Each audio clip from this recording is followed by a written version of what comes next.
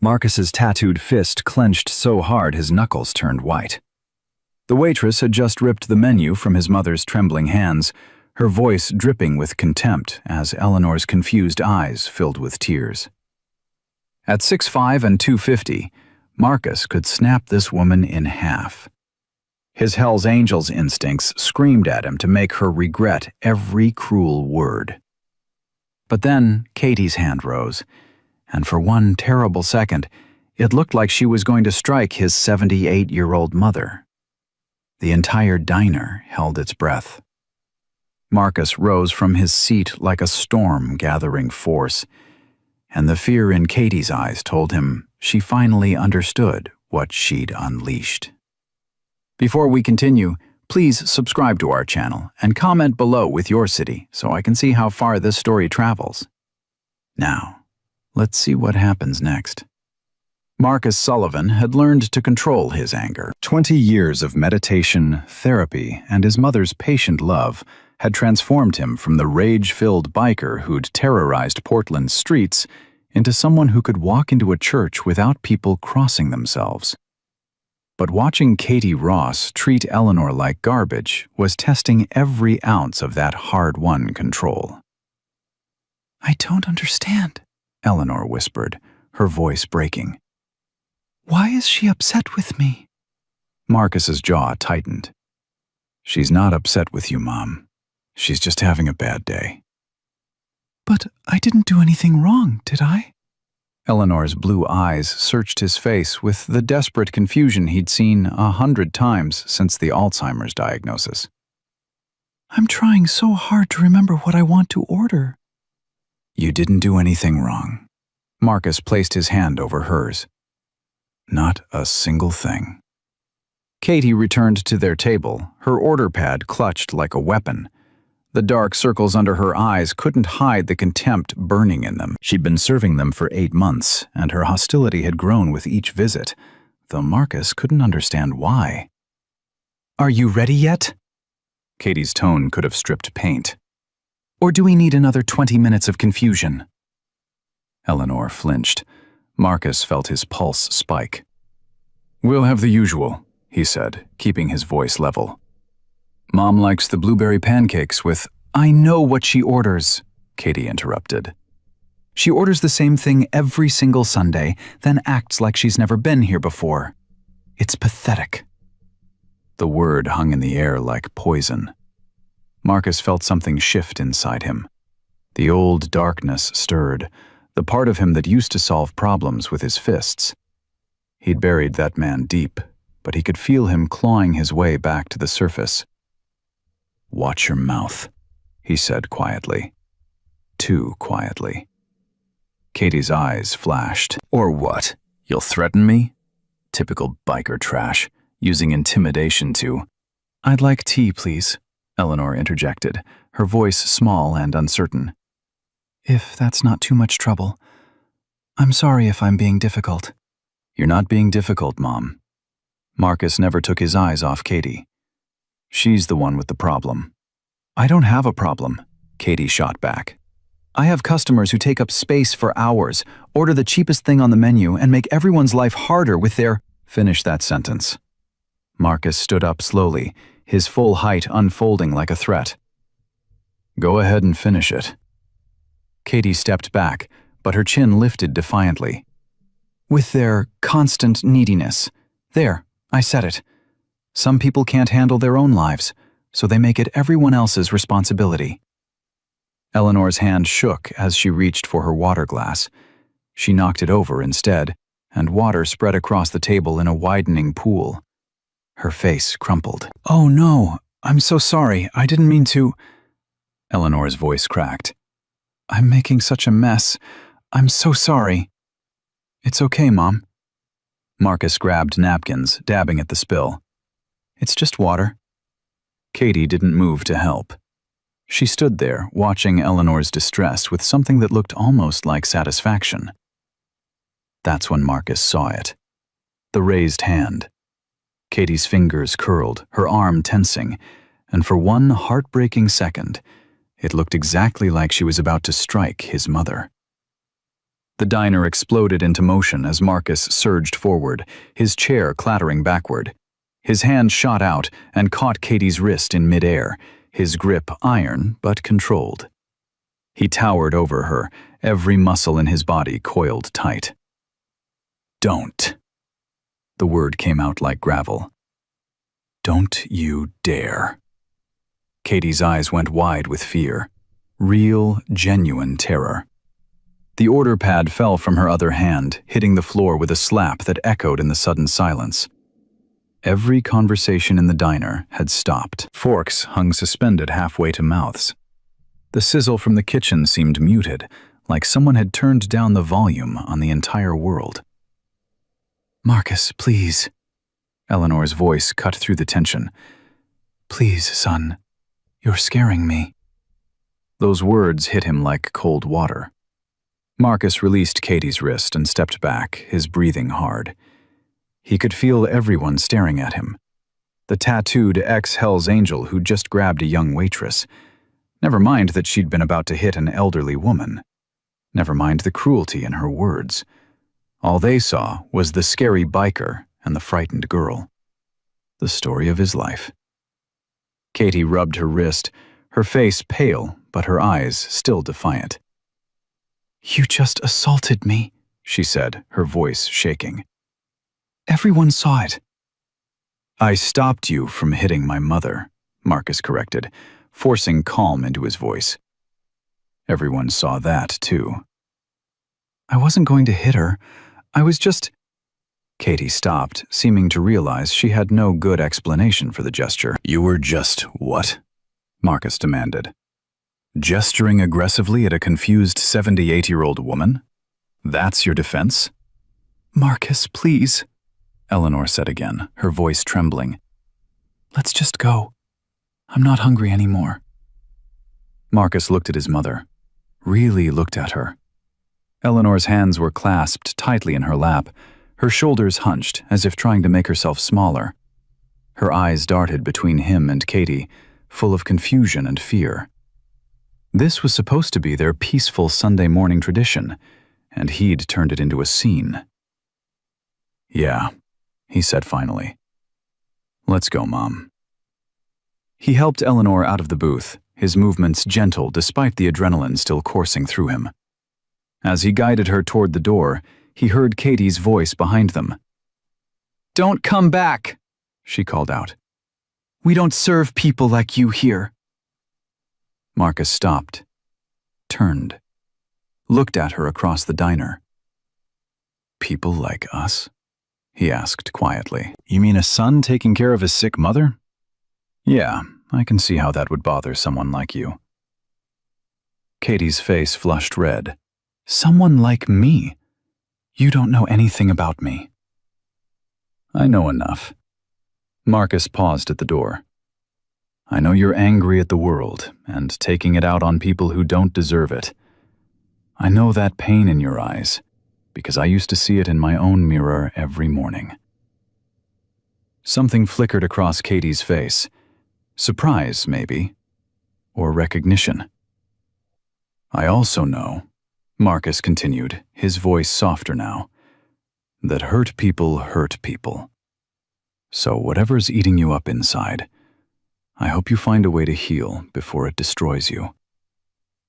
He walked out before she could respond, his hand steady on Eleanor's elbow as they navigated the parking lot.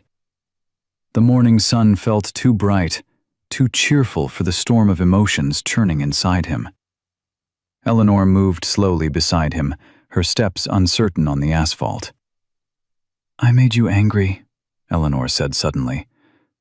"I'm sorry, Marcus. I try so hard to remember things, but they just slip away." Marcus stopped walking. His throat tightened painfully. "Mom, look at me." He waited until Eleanor's confused gaze met his. "You didn't make me angry. Not even a little bit. That waitress was cruel to you, and I couldn't stand by and watch it." "She was just doing her job." Eleanor's voice carried that heartbreaking reasonableness she sometimes had, like she was making excuses for the world's cruelty. "I'm sure I was being difficult." You weren't being difficult. You were being yourself, and that's never wrong. Eleanor's eyes filled with tears. I don't know who myself is anymore, sweetheart. Sometimes I wake up and I don't even know what year it is. I see your father in the kitchen making coffee, and then I remember he's been gone for 12 years. Marcus pulled her into a gentle hug, feeling how small she'd become. Eleanor had always been strong, formidable even, the woman who'd raised him alone after his father died, who'd never backed down from his teenage rebellion, who'd visited him in jail and never once said, I told you so. Now she barely came up to his chest, fragile as bird bones. I know, Mom, he murmured into her silver hair. I know it's hard. They stood there in the parking lot, Marcus holding his mother while she cried softly against his chest. Cars pulled in and out around them, people living their normal Sunday morning lives, oblivious to the small tragedy playing out beside the dumpsters. Finally, Eleanor pulled back, wiping her eyes. I'm being silly, she said, trying to smile. Let's go home. I'll make us breakfast. Marcus's heart clenched. Mom, you can't use the stove anymore, remember? We talked about this. Confusion clouded Eleanor's face. Why can't I use the stove? I've been cooking for 50 years. Because last month you left it on and nearly burned the house down. He kept his voice gentle, even though repeating this conversation for the 100th time felt like swallowing glass. We got you that nice microwave instead. I don't remember that. Eleanor's voice rose with frustration. I don't remember any of that. Why don't I remember? It's okay. Let's just get you home. Marcus guided her toward his pickup truck, the one modification he'd made from his biker days, adding a step to make it easier for Eleanor to climb in. As he helped her into the passenger seat and secured her seatbelt, Eleanor suddenly grabbed his hand. Her grip was surprisingly strong. Marcus, she said, and her voice was different, clear, focused. My beautiful boy. Marcus froze. These moments of clarity were rare and getting rarer. He savored each one like a drowning man gasping for air. I'm here, Mom. I know what's happening to me, Eleanor continued, her blue eyes locked on his with heartbreaking lucidity. I know I'm forgetting things, forgetting you sometimes. But I need you to know something. What, Mom? Your father would be so proud of the man you've become. Tears streamed down her face, but her voice remained steady. You were so angry when he died, so lost. But look at you now, taking care of your old mother, being patient when I can't remember your name, showing up every single day, even when it's hard. Marcus's vision blurred. It's not hard, Mom. You're my mother.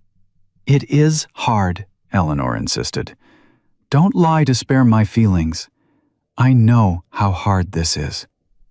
But you do it anyway, with such love, such gentleness. She touched his face with her weathered hand. That waitress in there, she reminded me of you. What? Marcus couldn't hide his shock. Mom, that woman was cruel to you. She was angry, Eleanor corrected. Angry and hurting, just like you were all those years ago. I saw it in her eyes, the same pain you carried for so long. That doesn't excuse what she did. No, Eleanor agreed. But maybe she needs what you needed. Someone who doesn't give up on her. Someone who sees past the anger to the hurt underneath. Marcus wanted to argue, to tell his mother that Katie Ross didn't deserve compassion after the way she'd treated Eleanor. But he couldn't, because he knew his mother was right.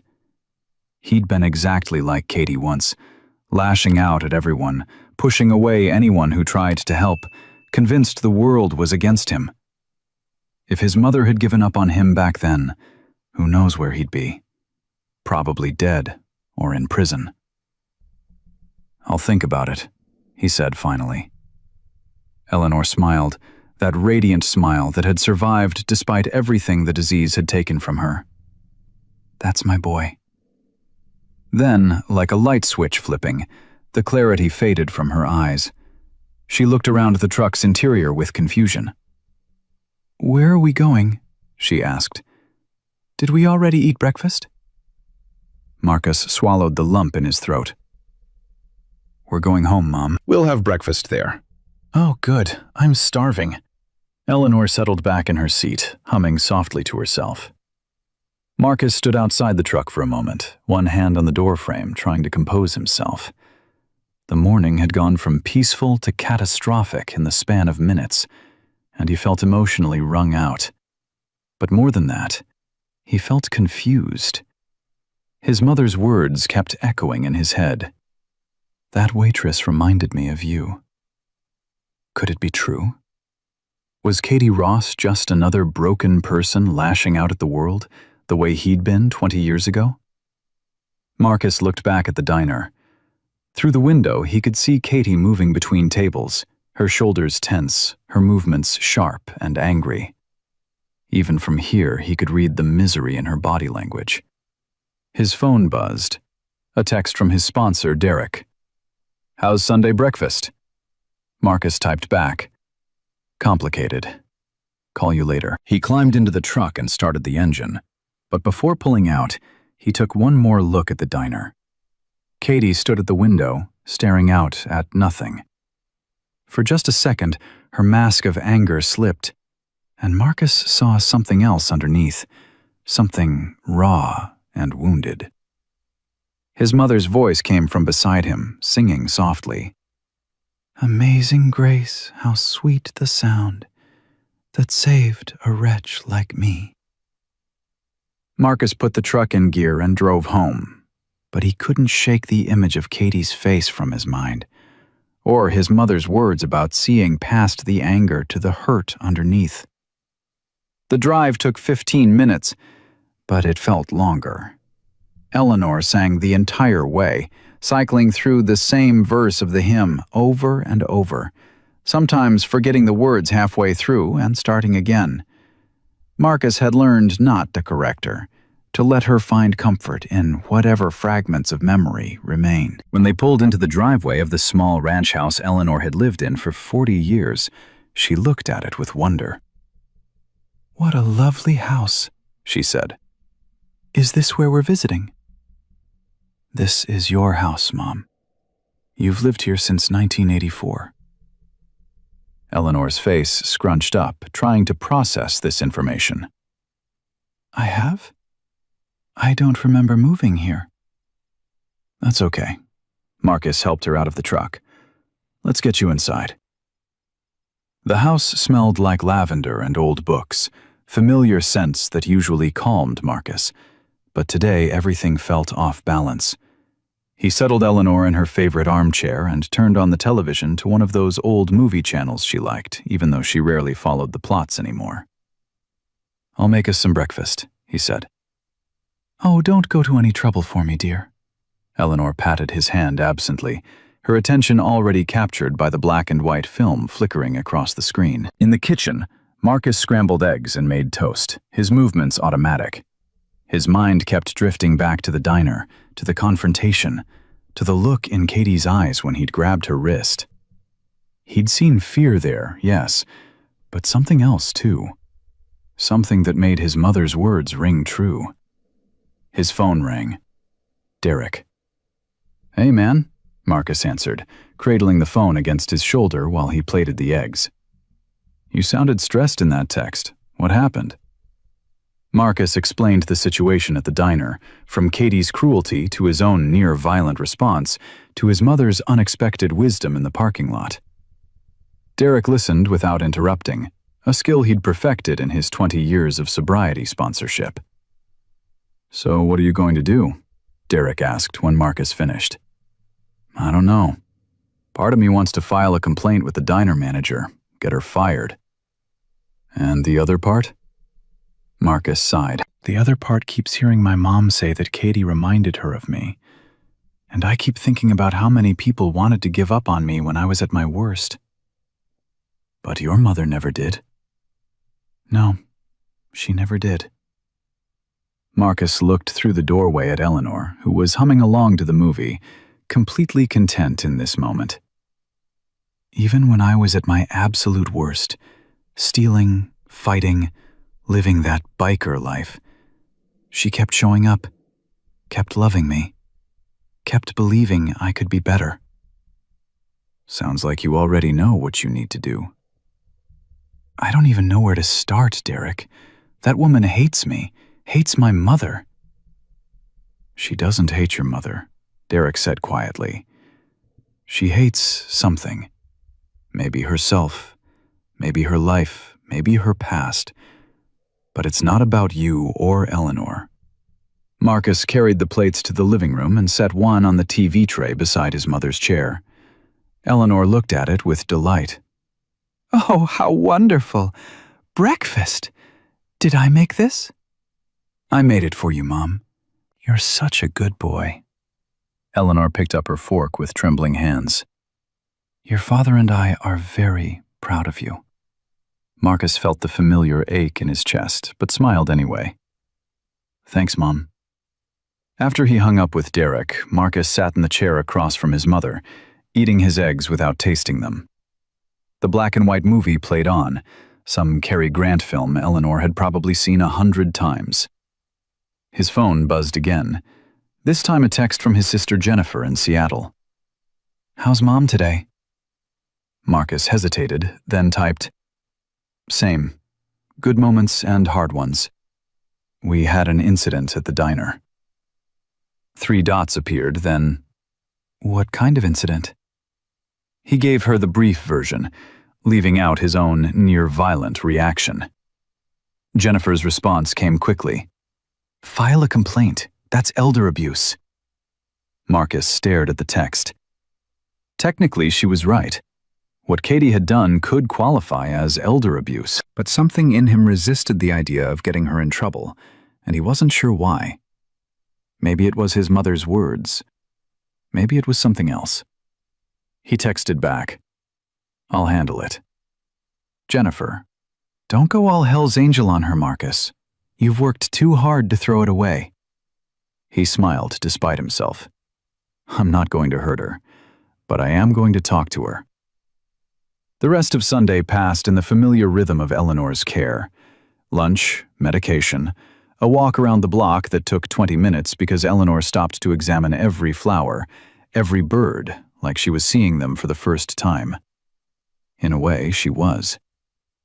That evening, after he'd settled Eleanor in bed and listened to her ask who he was 3 times before finally accepting his answer, Marcus sat at her old writing desk. It was a beautiful antique mahogany piece that Eleanor had bought at an estate sale decades ago. She'd kept all her important papers in it, organized in folders that Marcus now maintained for her. He was looking for Eleanor's will, wanting to make sure everything was current, when he found a letter tucked into an old photo album. The envelope was addressed to Eleanor, but it had never been opened. The return address simply said, R. Miller. Marcus's heart skipped. Miller was Katie's last name. He'd seen it on her name tag. With careful fingers, he opened the envelope and unfolded the letter inside. The handwriting was shaky, the words sometimes trailing off or scratching through corrections. Dear Eleanor, it began. By the time you read this, I'll be gone. Marcus's hands started to shake as he read on. The letter was from Rachel Miller, Katie's mother. It was a deathbed confession, an apology, an explanation for years of bitterness that had poisoned everything she touched. Rachel wrote about working for the Sullivan family, about Eleanor's kindness that she'd mistaken for pity. She wrote about pushing away Katie's father, a good man who'd wanted to be involved but was rejected by Rachel's toxic pride. She wrote about stealing from Eleanor and the shame that consumed her afterward, But most devastating, she wrote about poisoning her own daughter with lies. "I told Katie you looked down on us," Rachel confessed in cramped handwriting.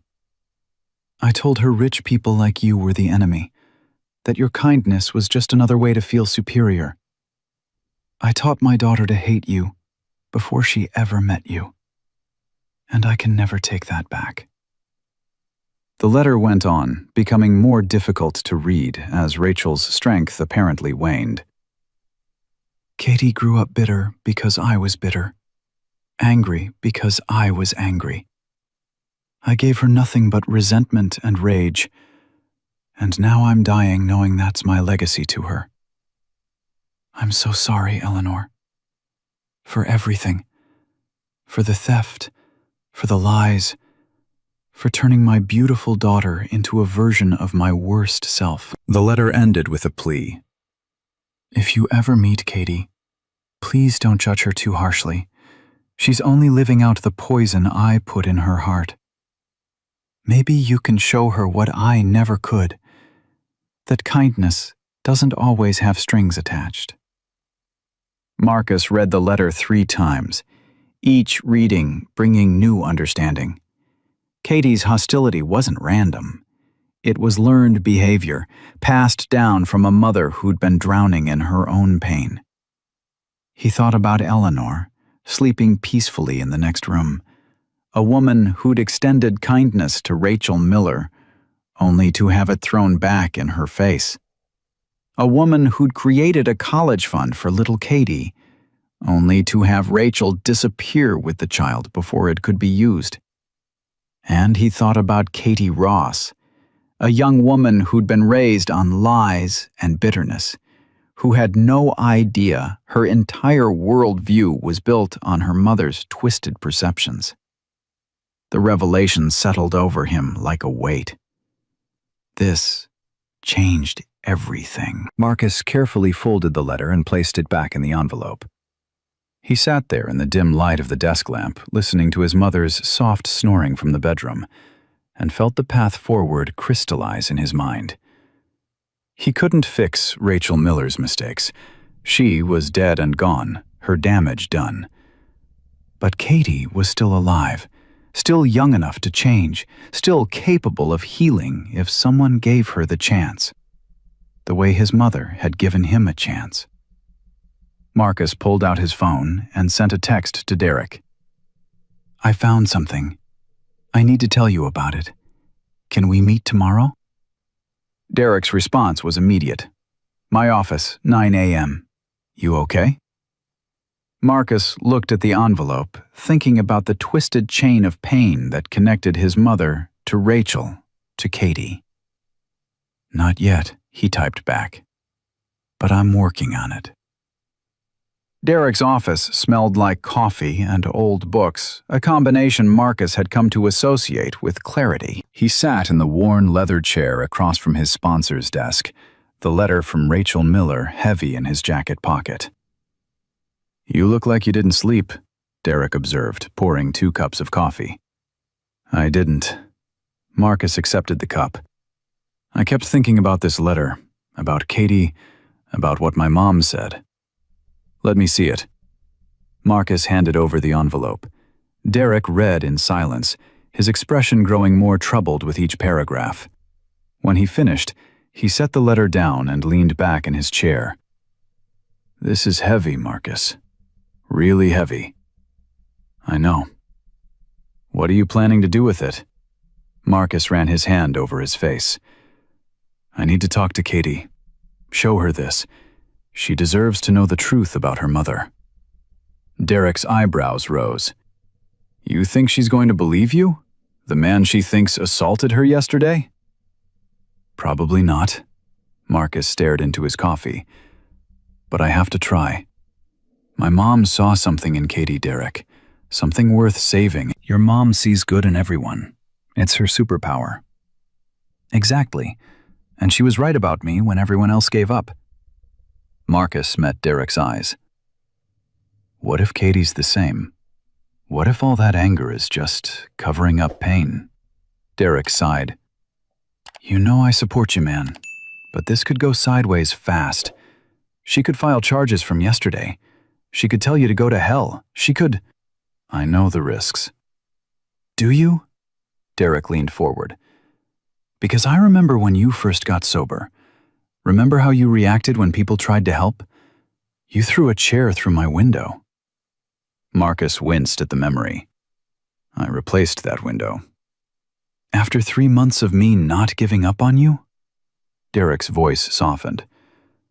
I'm not saying don't do this. I'm saying be prepared for her to throw chairs. Metaphorically speaking. Or literally. Or literally. Derek smiled slightly. So what's your plan? I'm going to the diner. During her shift. I'm going to try to talk to her. And if she refuses? Marcus pulled the letter from his pocket and stared at Rachel's shaky handwriting. Then I keep trying. That's what Mom would do. The diner's lunch rush was winding down when Marcus walked through the door. Several customers glanced up, recognition flickering across their faces. A few whispered to each other, probably about yesterday's scene. Marcus ignored them and headed straight for the counter. Katie was refilling salt shakers, her movements sharp and aggressive. She looked up, saw him, and her face went rigid. Get out, she said flatly. I need to talk to you. I said get out. I'll call the cops. Call them. Marcus pulled out his phone and set it on the counter. I'll wait, but I'm not leaving until you hear what I have to say. Katie's hand trembled as she set down the salt shaker. You have some nerve coming back here after yesterday. You're right. I do. Marcus kept his voice low, aware of the other customers watching. But this isn't about yesterday. This is about your mother. Something flickered in Katie's eyes.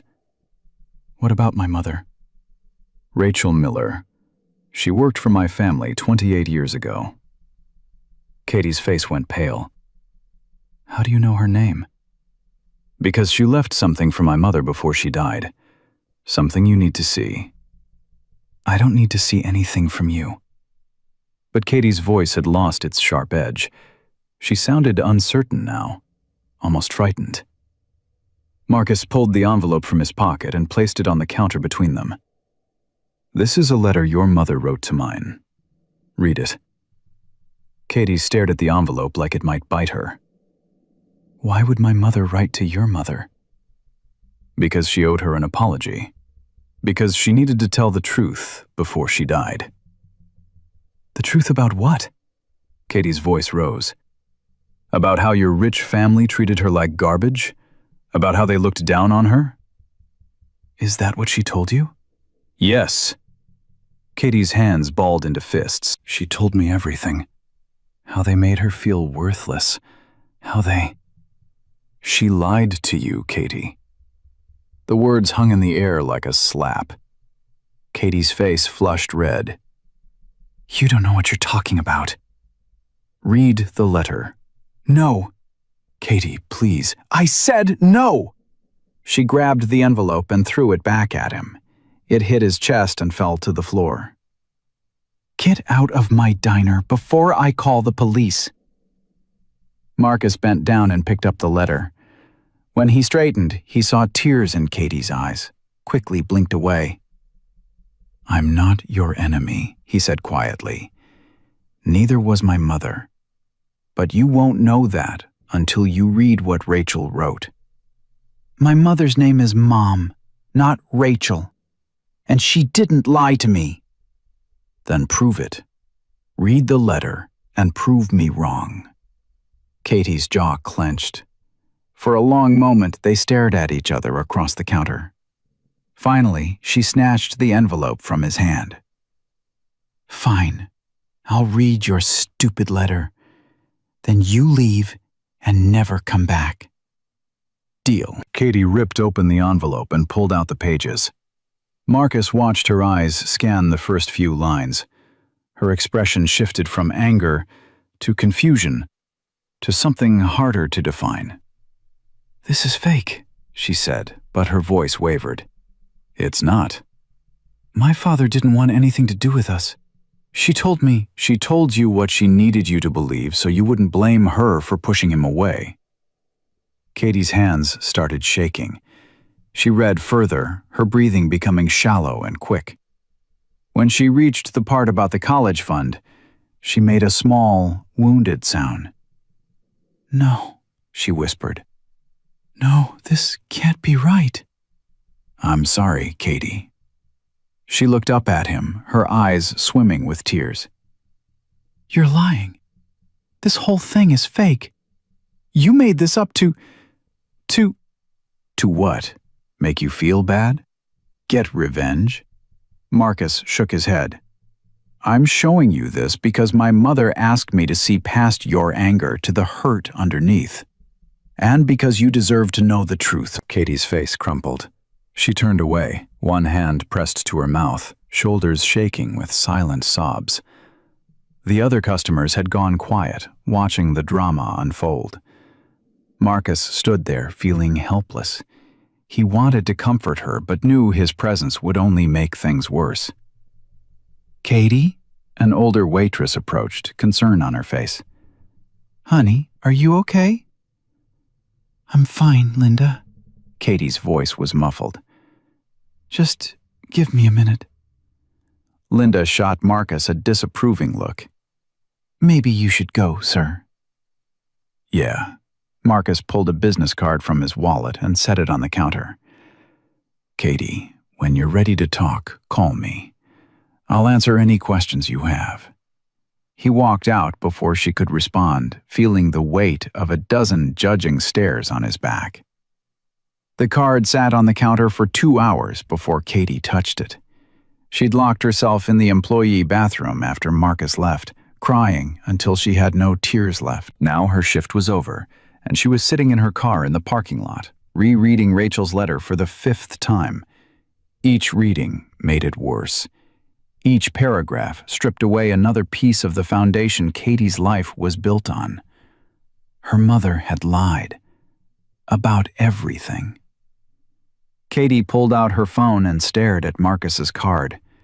The number seemed to mock her. Did she really want to know more?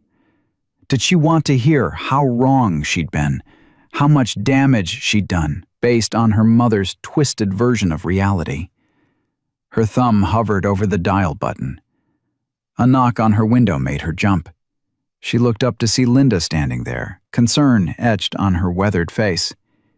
Katie rolled down the window. "I'm fine, Linda." "No, you're not. And I'm not letting you drive home like this." Linda opened the door. "Come on, we're going to get coffee, and you're going to tell me what's going on." 20 minutes later, they sat in a corner booth at a competing diner across town. Linda had ordered them both coffee and pie, even though Katie insisted she wasn't hungry. "Now talk," Linda said, her voice gentle but firm. Katie told her everything. About her mother's stories of the Sullivan family, about the confrontation with Eleanor and Marcus, about the letter that turned her entire world upside down. Linda listened without interrupting, her expression growing more troubled as Katie spoke. "Your mother worked for the Sullivans?" Linda asked when Katie finished. "Apparently. She never told me that part. Just said she'd worked for a rich family who treated her terribly." Linda was quiet for a moment, stirring her coffee. "Katie, I knew your mother." Katie's head snapped up. "What?" "Not well, but I knew her. We were in the same book club for about 6 months, maybe 10 years ago." Linda's expression was sad. "She was very bitter, honey. Very angry at the world." "She had reasons to be angry." "Did she?" Linda met Katie's eye. "Because from what I remember, she spent most of those book club meetings complaining about people who'd tried to help her. Her ex-boyfriend who wanted to pay child support. A former employer who'd offered to write her a reference. A church that tried to help with bills." Katie felt something crack inside her chest. She never mentioned any of that. She probably didn't see it as help. Some people are so deep in their own pain that kindness feels like an attack. Linda reached across the table and covered Katie's hand with her own. Your mother loved you, Katie. But she was drowning, and sometimes drowning people pull down everyone around them. Katie's vision blurred with tears. I've been horrible to that old woman, to Eleanor. All because Mom told me people like her were the enemy. Then make it right. How? How do I make up for that? Linda squeezed her hand.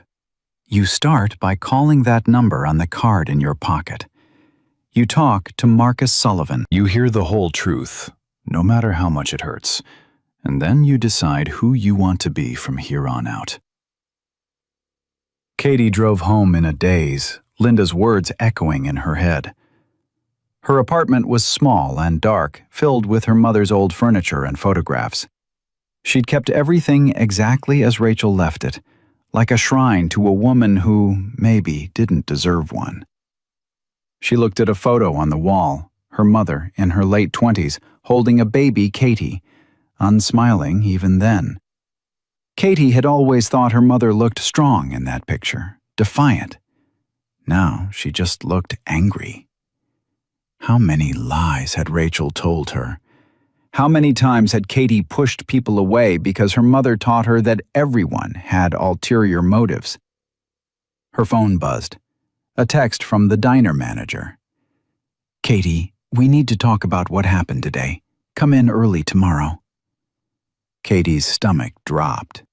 She was probably getting fired. After yesterday's scene and today's breakdown, who could blame them? She stared at Marcus's business card, worn now from being folded and unfolded so many times. The smart thing would be to ignore it, to move on and pretend none of this happened. But Linda was right. She needed to know the truth. All of it. Katie took a deep breath and dialed the number. Marcus answered on the second ring. Hello? It's Katie Ross? Her voice came out shakier than she intended. From the diner? I know who you are. His voice was calm, patient. Are you okay? The simple question broke something in her. No, she admitted. I'm not okay. Nothing is okay. I need to know what really happened between my mother and your family. I need to know everything. Okay. When do you want to meet? Tomorrow, after my shift? That works. There's someone I'd like you to meet. Katie's stomach clenched. Who? My mother, Eleanor. No. Panic flooded through her. No, I can't face her. Not after what I did. Katie, she won't remember what you did. She probably won't remember meeting you at all. Marcus's voice was gentle. But she remembers the important things. She remembers how to forgive, how to see the best in people. I was awful to her. I know, and you'll have to live with that. But you also have a chance to make it right, if you want it. Katie closed her eyes, thinking about Rachel's letter, about all the opportunities for healing her mother had pushed away. Did she want to make the same mistakes? Okay, she whispered. I'll meet her. But Marcus, what if she hates me? She won't. That's not who she is. He paused. Meet me at Riverside Park tomorrow at 6. We'll talk first before you see her. I'll answer any questions you have. After they hung up, Katie sat in her dark apartment, surrounded by her mother's legacy of bitterness and anger.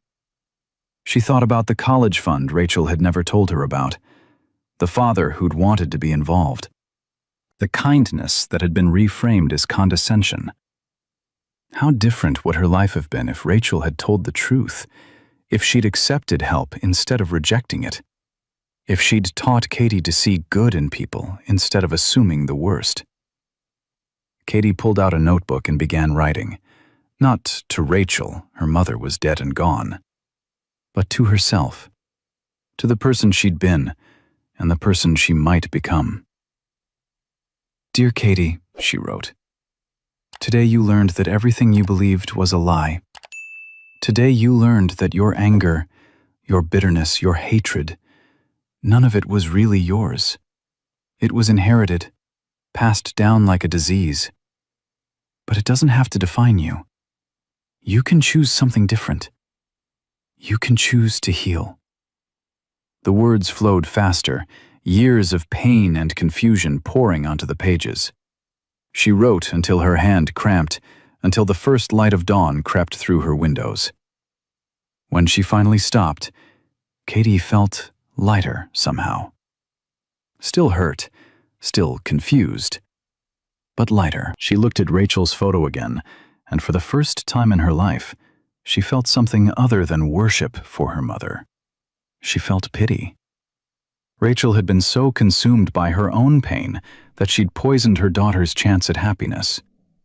And now Rachel was gone, leaving Katie to untangle the mess alone.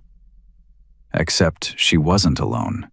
Marcus had reached out, Linda had listened, and tomorrow she'd face Eleanor, the woman she'd wronged, the woman who might show her what real grace looked like. Katie showered and changed for her shift, dreading the conversation with her manager. But when she arrived at the diner, Linda was waiting with a cup of coffee and a sympathetic smile. "Manager called in sick," Linda said, "so you've got a reprieve. Use it wisely." The morning passed in a blur of orders and coffee refills. Katie moved through her tasks mechanically, her mind elsewhere. She kept thinking about the meeting with Marcus, about seeing Eleanor again. Around 11, a group of elderly women settled into a corner booth. Katie recognized them, regulars who came every Monday for lunch and gossip. "Did you hear about Rachel Miller?" one of them said, loud enough for Katie to hear. Katie froze, coffee pot in hand. "The woman who used to work for the Sullivans?" another replied. "What about her?" "Such a bitter soul. I ran into her once at the grocery store, must have been 15 years ago. She spent 20 minutes complaining about how Eleanor Sullivan had ruined her life." Katie's heart pounded. She moved closer, pretending to wipe down the next table. "Eleanor Sullivan couldn't ruin anyone's life," the first woman scoffed. "That woman is a saint. Do you know she paid for Rachel's prenatal care? Set up a college fund for the baby? And Rachel repaid her by stealing jewelry."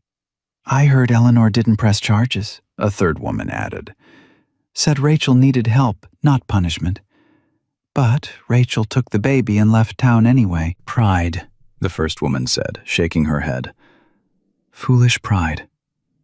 Eleanor treated that girl like family, and Rachel threw it all away." Katie's hands shook so badly she had to set down the coffee pot. The conversation continued, each woman adding details that matched what Rachel's letter had said. Every word was another nail in the coffin of Katie's old beliefs. Her mother hadn't been a victim. She'd been the villain of her own story, too proud to accept the help she desperately needed. And she'd taught Katie to be the same way. Linda appeared at Katie's elbow. "You okay, honey?" "They're talking about my mother." "I know. Come on, let's get you some air." Outside, Katie leaned against the diner's brick wall, trying to catch her breath. "Everything she told me was backward.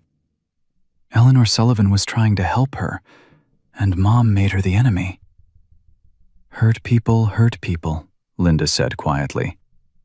"Your mama was hurting, and she didn't know how to heal, so she hurt everyone around her, including you." "I'm just like her." Katie's voice broke. "I did the same thing to Eleanor. I saw kindness and assumed it was fake. I saw an old woman struggling, and I mocked her for it." "But you're not like your mother in the most important way," Linda said firmly. "You're here. You're facing the truth. You're trying to make it right. Rachel never did that." Katie wiped her eyes. "What if Eleanor can't forgive me?" "Then you accept that and forgive yourself anyway." but something tells me that woman has more grace than you're giving her credit for." Katie thought about tomorrow's meeting, about facing the woman she'd wronged. The old Katie would have run, would have found a way to blame someone else, to justify her cruelty. But that Katie was dying, suffocated by the weight of Rachel's lies. And in her place, someone new was struggling to be born. Someone who could face hard truths and try to be better. "I'm meeting her tomorrow," Katie said. "Marcus and Eleanor," Linda smiled. "Good. That's real good, honey. You're braver than you think." Katie wasn't sure about that, but she knew one thing. She was tired of being angry, tired of carrying her mother's bitterness like a burden she was born to bear. Tomorrow, she'd take the first step toward putting it down. Katie arrived at Riverside Park 20 minutes early, her palms sweating despite the cool evening air. She'd changed clothes 3 times, finally settling on jeans and a simple sweater because nothing felt right for apologizing to someone you'd nearly struck. Marcus was already there, sitting on a bench near the water. He stood when he saw her, and Katie's first instinct was still to run. Everything about him screamed danger. The height, the tattoos, the way he moved like violence was always an option. But his eyes were gentle when they met hers. "You came," he said. "I almost didn't." Katie's voice shook. "I've been sitting in my car for 10 minutes trying to convince myself to get out." "That took courage." "Or stupidity. I haven't decided which yet."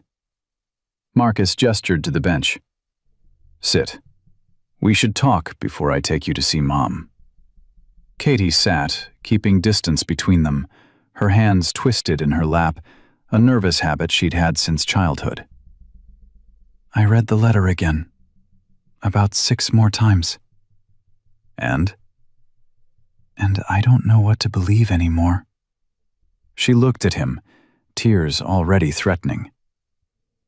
"My whole life, my mother told me that people like your family were the enemy, that they looked down on us, that we could never trust them." She was wrong. "Was she?" Katie's voice rose. "Because from where I'm sitting, you had everything. Money, security, a mother who loved you. We had nothing. We lived in a trailer that leaked when it rained. I wore thrift store clothes to school and got made fun of for it. So maybe my mom was right to be bitter." Marcus was quiet for a moment. "You want to know what I had when I was 25? "What?" "A prison record, a drug problem, and a motorcycle club that would have killed me if I tried to leave." He rolled up his sleeve, showing her a scar that ran from elbow to wrist. "I got this in a fight outside a bar. Nearly bled out before my mom found me and drove me to the hospital." Katie stared at the scar. "Your mom did that?" "She did a lot of things she shouldn't have had to do.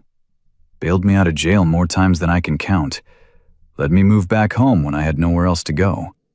Sat through my court hearings and held my hand when I was withdrawing from pills." His voice was steady, but Katie could hear the pain underneath. "Money doesn't fix broken, Katie. It just makes it easier to hide." "My mother never told me any of this. About your family, about what you went through."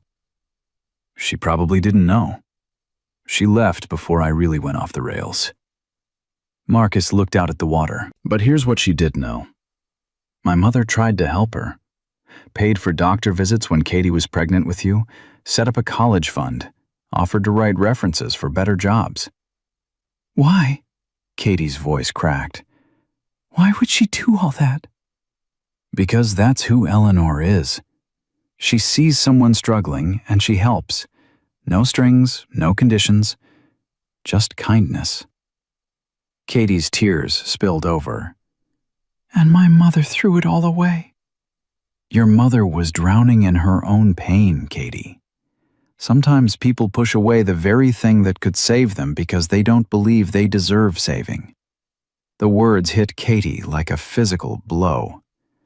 How many times had she done exactly that? pushed away friendships, rejected compliments, assumed the worst in everyone's intentions. "I need to know something," she said, wiping her face. "The college fund. What happened to it?" Marcus pulled out his phone and opened his banking app. He showed her the screen. Katie's breath caught. That's $48,000. $48,312, to be exact. Mom never touched it. Even after Rachel left, even when she probably could have used it herself, she kept it growing. Said it was Katie's, and Katie's it would stay. For almost 30 years? For almost 30 years. Marcus put his phone away. She kept hoping Rachel would come back, that you'd come back. But you never did. Katie couldn't breathe. Her mother had let her believe there was no money for college, that Katie's only option was to start working right out of high school. She'd taken out loans for community college classes, dropped out when she couldn't afford them, spent years bitter about opportunities she thought were stolen from her. And all along, there was money, sitting in an account, waiting for her. "I hate her," Katie whispered. "I hate my mother for what she did." No, you don't. You hate what she did. There's a difference. Is there? Katie's voice was raw. She lied to me about everything. My father, your family, the college fund. She made me believe the whole world was against us when the truth is she was against herself. Marcus nodded slowly. Rachel's letter mentioned your father, James Bradford. Did you ever try to find him? Katie's head snapped up. How do you know his name? I did some research after I read the letter. He's still alive, Katie. Still lives in Portland.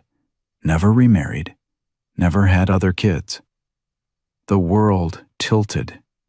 Katie gripped the bench to steady herself. What? Your father didn't abandon you. Your mother pushed him away and then told you he didn't want you.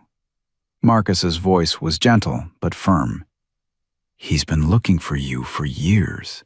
Put ads in the paper, hired investigators, everything. No. Katie stood up, backing away. No, that's not possible. She wouldn't. She couldn't. She did. And Katie, he's willing to meet you, if you want. Katie's legs gave out. She sat down hard on the grass, her whole body shaking. Why are you telling me this? Why are you helping me? Because someone helped me when I didn't deserve it. When I was at my absolute worst, my mother never gave up on me, and she wouldn't give up on you either. She doesn't even know me. She knows enough. The day you were cruel to her at the diner, you know what she said to me afterward? Katie shook her head, unable to speak. She said you reminded her of me. Said you were angry and hurting, just like I was. She asked me to see past your anger, to the pain underneath. Marcus's voice thickened with emotion.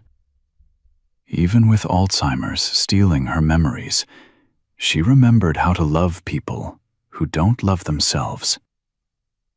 Katie sobbed, all the years of rage and pain and confusion pouring out of her. She cried for the mother who'd been too broken to love her properly, for the father she'd never known, for the opportunities stolen by lies, for the person she'd become because of it all. Marcus sat down beside her on the grass, not touching her, just present. It's okay, he said quietly. Let it out. How do I fix this? Katie managed between sobs. How do I fix what I've done? You start by facing it, by meeting my mother and telling her the truth. She won't forgive me. Katie, she won't even remember what you did. But that's not the point. The point is, you'll remember. You'll know you tried to make it right. Katie wiped her face with her sleeve, trying to compose herself. "When can I see her?" "Now, if you're ready. She's at Willowbrook Care Center. I visit her every evening." Katie's stomach clenched with fear. "What if I say the wrong thing? What if I make her upset?" "You won't. Just be yourself, the real yourself, not the person your mother taught you to be." They drove separately to Willowbrook, Katie following Marcus's truck through streets she'd driven 1,000 times without knowing Eleanor lived nearby. The care center was nicer than Katie expected, with gardens and private rooms. Marcus led her down a hallway that smelled like lavender and antiseptic. He stopped outside a door marked with Eleanor's name. "She's having a good day," he said. "Alert, responsive. But that can change fast, so don't be alarmed if she gets confused." Katie nodded, her heart hammering. Marcus knocked softly and pushed open the door. Eleanor sat in a chair by the window, bathed in evening light. She looked smaller than Katie remembered, more fragile. But when she turned and saw Marcus, her whole face lit up. "There's my boy," Eleanor said, her voice warm and clear. "Hi, Mom. I brought someone to meet you." Marcus stepped aside, revealing Katie. Eleanor's eyes moved to Katie, and Katie braced herself for recognition, for anger, for judgment. But Eleanor just smiled. "Hello, dear. Aren't you pretty? Come in, come in." Katie's legs felt like water as she walked into the room. "Mrs. Sullivan? I'm Katie Ross." Eleanor's expression didn't change. No flicker of memory, no shadow of the diner incident. Just open, genuine warmth. "Katie, what a lovely name. Please sit down. Marcus, be a dear and get us some tea." Marcus caught Katie's eye, nodding encouragement, and left the room. Katie sat in the chair across from Eleanor, her hands trembling. "Mrs. Sullivan, I need to tell you something." "Call me Eleanor, sweetheart. Mrs. Sullivan makes me sound old." Eleanor laughed, a sound so pure it broke Katie's heart. "Eleanor." Katie took a shaky breath. "I need to apologize to you. I was cruel to you once, and I—" "Cruel to me?" Eleanor looked genuinely puzzled. "I don't remember that. But then again, I don't remember much these days." She leaned forward conspiratorially. "They tell me I have Alzheimer's. Isn't that something?" Tears streamed down Katie's face. "I'm so sorry. For everything. For believing lies about you. For being angry at someone who only tried to help my mother." Eleanor reached out and took Katie's hand. Her grip was surprisingly strong. "Oh, honey, whatever happened, it's okay. You're here now, aren't you? That's what matters." "But you don't understand what I did." "I understand that you're in pain," Eleanor interrupted gently. "I can see it in your eyes. The same pain my Marcus used to carry." She squeezed Katie's hand. "And I understand that you came here to make it right. That takes courage, dear." Katie couldn't stop crying. "My mother worked for you, Rachel Miller. She told me terrible things about you, and I believed them. I let her poison me against you." Eleanor's face grew thoughtful. "Rachel. Yes, I remember Rachel. Such a sad girl, so angry at the world." "You remember her?" "Some things stick, even when most things don't." Eleanor smiled sadly. "She had a baby, a little girl with beautiful eyes. Is that you?" Katie nodded, unable to speak. "I'm so glad you're here," Eleanor said. "I always wondered what happened to Rachel's baby. I set up a fund for you, you know, for college. Did your mother tell you?" "No, she never told me." Eleanor's expression shifted to something like understanding. She couldn't accept help, your mother. Thought it made her weak. I tried to tell her that accepting kindness isn't weakness, it's wisdom. But she wouldn't listen. She taught me the same thing, to never trust anyone, to never let people close. And are you still following her advice? Eleanor asked, her eyes surprisingly sharp.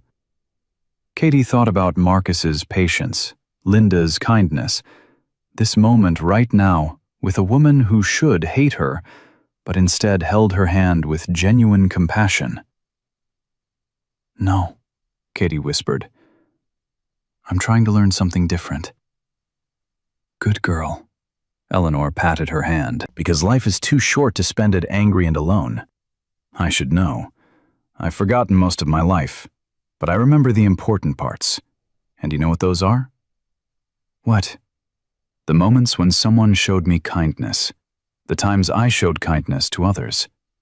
Everything else, the grudges, the hurts, the anger, it all fades away. But love sticks. Eleanor's eyes grew distant. Even when I can't remember my own son's name, I remember that I love him. Isn't that remarkable? Katie broke down completely, sobbing into her free hand while Eleanor held the other. This woman who should hate her, who had every right to judge her, was instead offering comfort and wisdom. Marcus appeared in the doorway with tea, took one look at the scene, and quietly set down the tray. Mom's got you crying already? He said gently. She has that effect on people. Marcus, Eleanor said, not releasing Katie's hand. This is Rachel's daughter. Isn't she lovely? She is, Mom. We should have her over for dinner. Does she like pot roast? I make a wonderful pot roast. Marcus's eyes met Katie's, a shared understanding of Eleanor's confusion passing between them. Maybe we can do that, Mom. Eleanor turned back to Katie. Now tell me about yourself, dear. What do you do? Katie wiped her eyes. I'm a waitress, but I'm thinking about going back to school. Wonderful. What do you want to study? I don't know yet. Maybe social work? Helping people? Eleanor's smile was radiant. That's perfect for you. You have kind eyes. Sad, but kind. The world needs more people who understand pain and want to help heal it. They talked for another hour, Eleanor drifting between clarity and confusion, but always maintaining that essential warmth. She told stories about Marcus as a boy, about her late husband, about the garden she used to tend. Sometimes she forgot Katie's name and had to be reminded. Sometimes she thought they were somewhere else entirely, but through it all, she held Katie's hand like an anchor. When visiting hours ended, Marcus walked Katie back to her car. She felt wrung out, emotionally exhausted, but somehow lighter. Thank you, she said. For this, for everything. Thank my mom. She's the one who saw something in you worth saving. I don't deserve her kindness. None of us deserve it. That's what makes it grace. Marcus pulled out an envelope. This is information about the college fund. It's yours, Katie. It always has been. Katie took the envelope with shaking hands. I don't know what to say. Say you'll use it. Say you'll become the person you were meant to be, not the person your mother's pain tried to make you. What about my father? The words came out before Katie could stop them. James Bradford, did you mean what you said? That he's been looking for me? Marcus pulled out another piece of paper. This is his phone number. He doesn't know I'm giving it to you, but I talked to him, explained the situation. He wants to meet you, Katie. He's wanted that for 30 years. Katie stared at the number, a connection to a father she'd never known, a father her mother had stolen from her. What do I say to him? The truth, that you just found out about him, that you want to know him. Marcus's voice was gentle. Or don't call at all. It's your choice. But don't let Rachel's choices keep defining your life. Katie looked back at the care center, where Eleanor sat in her window, waving at them even though she probably didn't remember who they were anymore. She's amazing, Katie said. Your mother. I know. I wasted so much time being angry. At her, at the world, at myself. Then stop wasting it. Marcus opened her car door. Start living, Katie. Start healing. Start becoming someone you can be proud of. Katie drove home with the envelope and the phone number sitting on her passenger seat, feeling like she was carrying the weight of two different futures. One where she stayed angry and bitter like Rachel, and one where she chose something different. She knew which one Eleanor would want her to choose. When she got home, Katie didn't go inside immediately. She sat in her car, staring at her mother's photo through the living room window, and felt something shift inside her. I forgive you, Mom, she whispered. I forgive you for being too broken to love me the way I needed. I forgive you for the lies, for the stolen opportunities, for teaching me to hate instead of hope. The tears came again, but they felt different this time, cleansing instead of bitter. But I'm not going to be you, Katie continued. I'm going to be better. I'm going to accept the help you couldn't accept. I'm going to build the life you were too afraid to build. And I'm going to honor your memory by becoming everything you couldn't be. She picked up James Bradford's phone number, her hand steady now, and dialed before she could talk herself out of it. The phone rang once, twice, 3 times. Then a man's voice, careful and hoping. Hello? Katie took a breath. Mr. Bradford? This is Katie Ross. I think you might be my father. The sound he made was half laugh, half sob. Katie. Oh my God, Katie. I've been waiting 30 years for this call. The silence on the other end of the line stretched so long Katie thought the call had dropped. Then James Bradford spoke again, his voice breaking. I'm sorry. I never thought this would happen. Your mother made it very clear she didn't want me in your life. Katie gripped the phone tighter. She told me you didn't want me, that you abandoned us. No! The word came out fierce. God, no! I tried everything. Lawyers, investigators, letters she returned unopened. When you were 5, I even showed up at her work and she threatened to call the police. Why didn't you fight harder? The question came out harsher than Katie intended. James was quiet for a moment.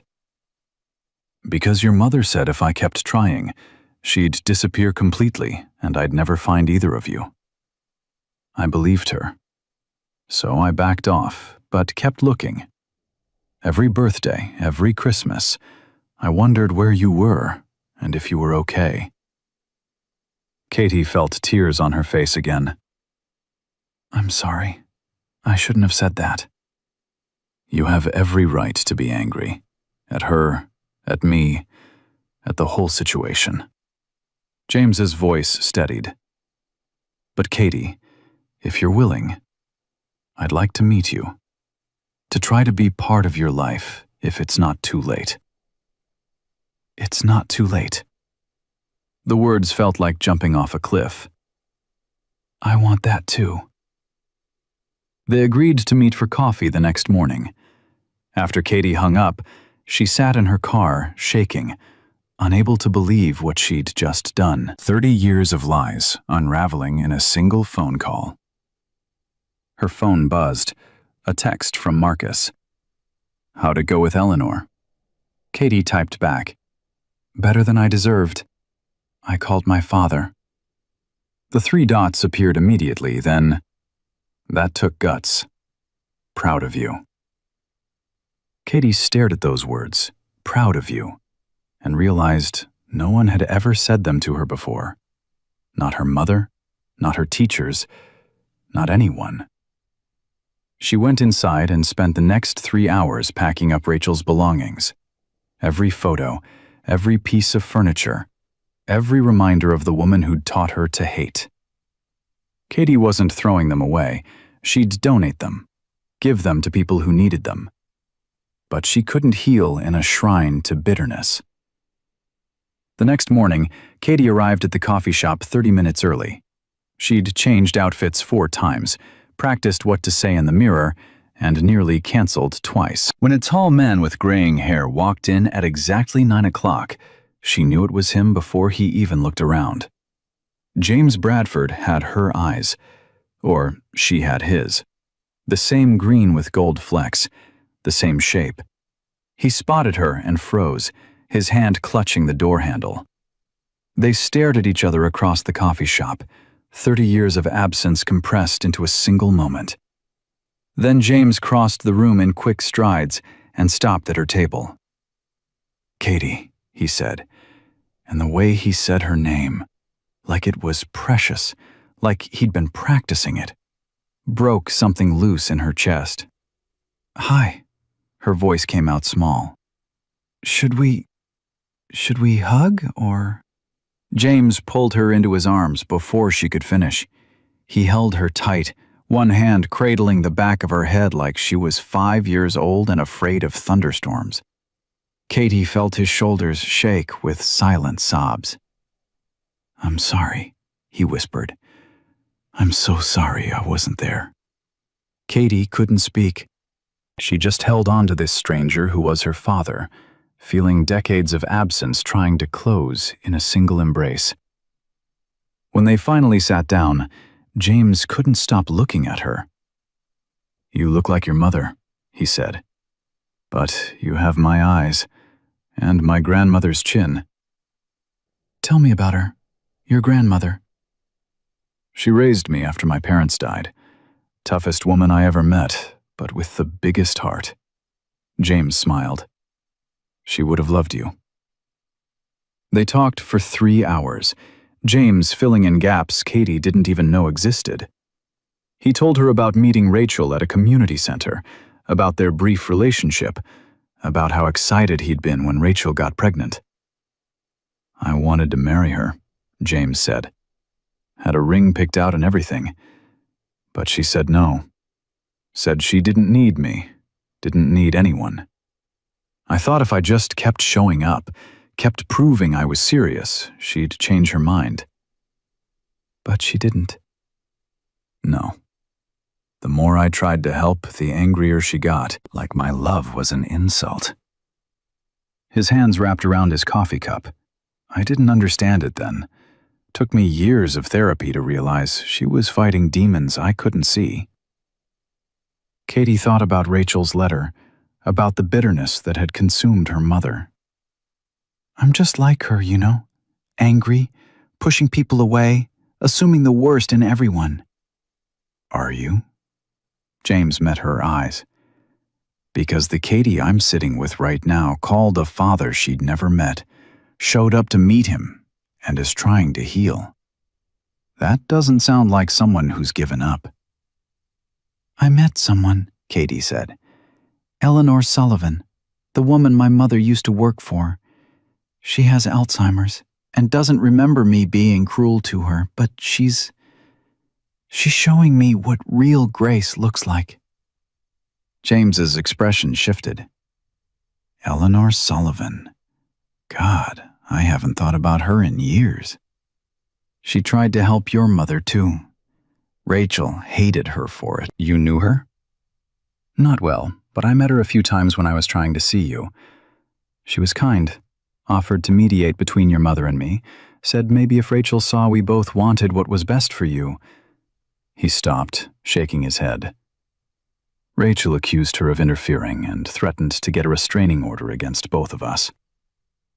Katie felt sick.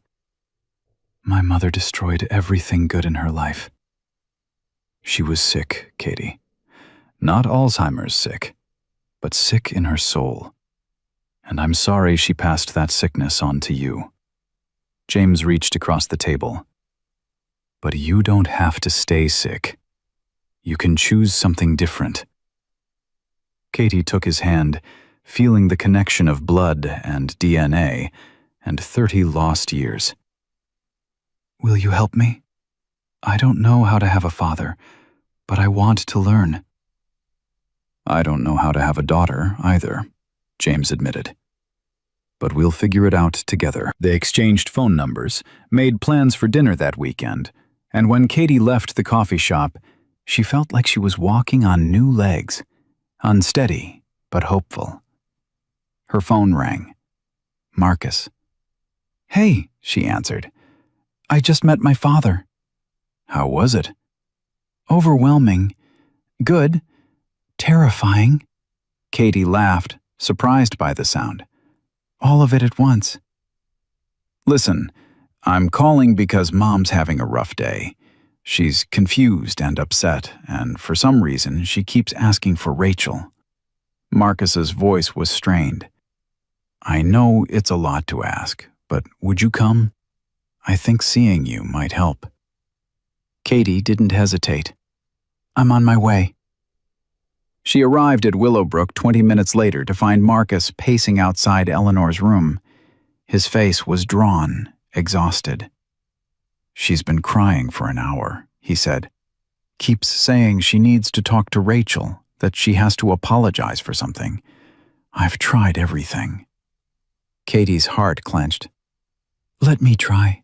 She entered Eleanor's room to find the older woman curled in her chair, tears streaming down her face. Eleanor looked up when Katie entered, her expression lost and frightened. Where's Rachel? Eleanor asked. I need to tell her I'm sorry. I tried to help, but I made it worse. I made everything worse. Katie knelt beside Eleanor's chair. Eleanor, it's me, Katie, Rachel's daughter. Eleanor's eyes focused on her, searching. Katie. Little Katie. Not so little anymore, but yes, it's me. Where's your mother? I need to tell her. Eleanor's voice broke. I need to tell her it wasn't her fault. That she wasn't broken. That I should have tried harder. Katie felt tears on her own face. Mom's gone, Eleanor. She passed away 5 years ago. No. Eleanor gripped Katie's hands. No. I never got to tell her. I never got to say I was sorry for not understanding. She was hurting so much, and I thought love could fix it. But some pain goes too deep. She knew you tried, Katie said, even though she wasn't sure it was true. And Eleanor. She left me a letter before she died. She told me how wrong she was about you. Eleanor's tears fell faster. Did she? Did she really? Yes. She said she was sorry for pushing you away. Sorry for being too proud to accept your help. Katie was making up details now, filling in gaps with what she wished Rachel had said. She said you were the kindest person she'd ever met, and she was too broken to appreciate it. Eleanor's face crumpled with relief. Oh, thank God. I've carried that guilt for so long, wondering if I failed her. You didn't fail her. She failed herself.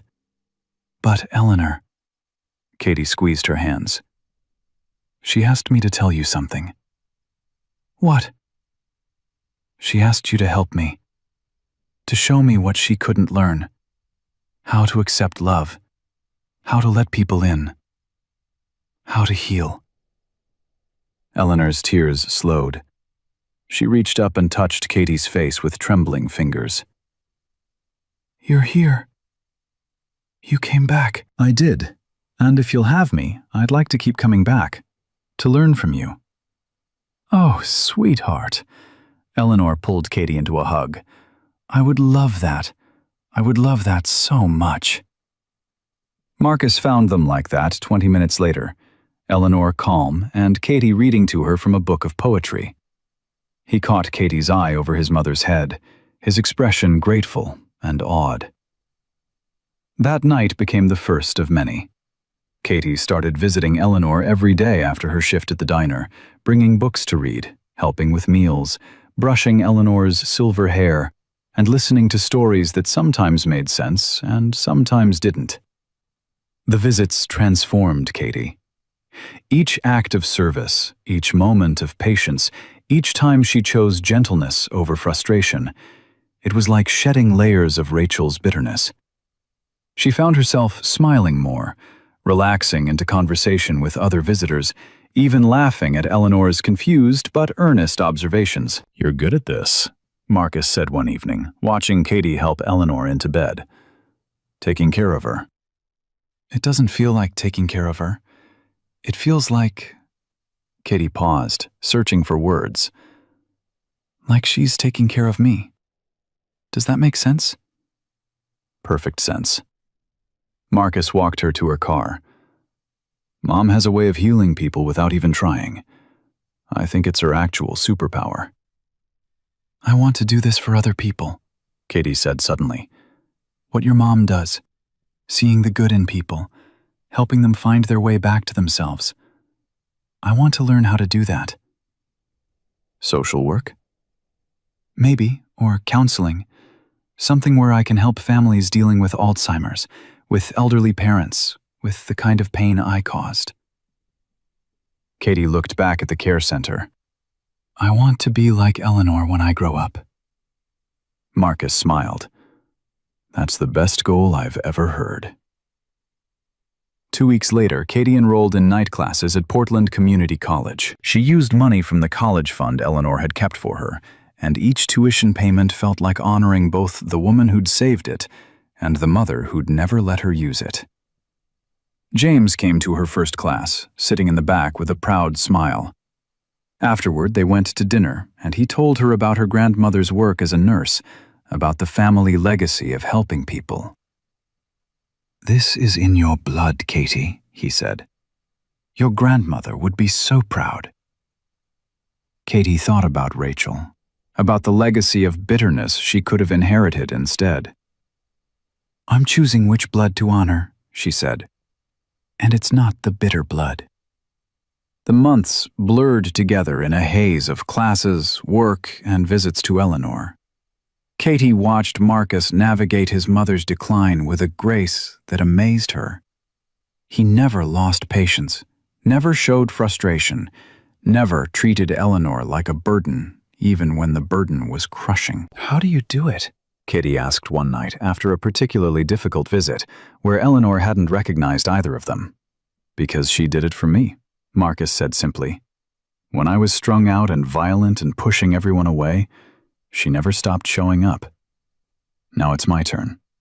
Katie started taking notes on Marcus's techniques, how he redirected Eleanor's confusion, how he created joy in small moments, how he grieved privately so Eleanor never saw his pain.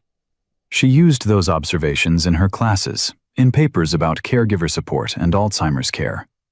Her professors noticed. One pulled her aside after class. "You write about this with real understanding," Dr. Chen said. "Personal experience?" Katie told her about Eleanor, about Rachel, about learning to heal by helping someone else heal. Dr. Chen listened with growing interest. "Would you be willing to share your story with my advanced class? We're studying generational trauma and breaking cycles of pain." Katie's first instinct was to say no. But she thought about Eleanor's courage, about Marcus's vulnerability, about James's willingness to try again after 30 years.